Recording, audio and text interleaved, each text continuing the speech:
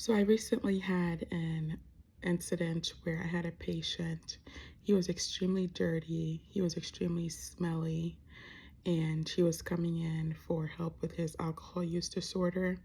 And it really showed me the level of compassion that you have to have for people because they will come to you at the lowest point of their lives seeking for help with their alcohol use disorder, substance use disorder, schizophrenia, when it's really has been exacerbated and has really taken a toll on them physically, mentally, and throughout their lives. And that experience really showed me that it takes a very deep, deep level of compassion not to react the way that most people would react to someone that presents in that way, and that it's important to have compassion and really try to understand that this patient, this is not who they are. This is just a symptom that they're presenting, their inability to care for themselves because of their substance use disorder or whatever illness they're suffering from. Um,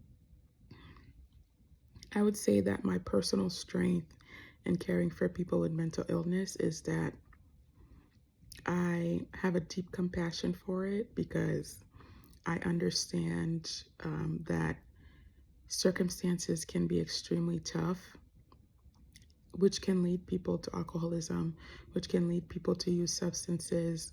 And I also know that some people also have these psychiatric illnesses, and that's why they've made poor decisions or have made poor actions. And I feel like that is very helpful for me when I come across a patient who most people would discard because of how they look or because of the things that they've done. I'm able to still have compassion for that person because I understand that they're suffering from a mental illness. And I would say that my limitations currently is that I haven't finished my education, so I don't know all aspects of mental health. I still have a lot of experience to gain. I still have to finish my education, so I would say that that's my biggest limitation, is that I'm still trying to complete my education and I'm not all the way there yet.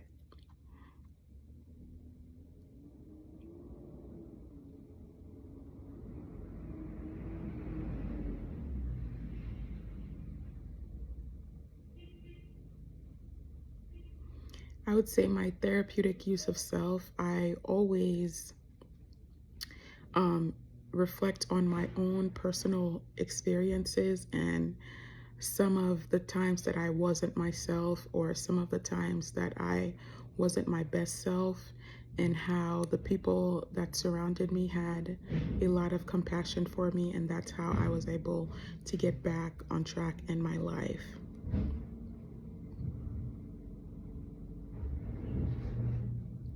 I think that specific event with that patient, I learned that people will not always present like in a clean manner. Like, I've taken care of patients that present, they look clean, they look well kept, but they have schizophrenia, they have all of these things.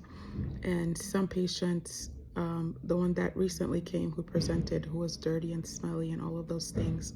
So it really showed me that you can see two different sides to like a patient or a client, depending on the stage that they're at in their illness.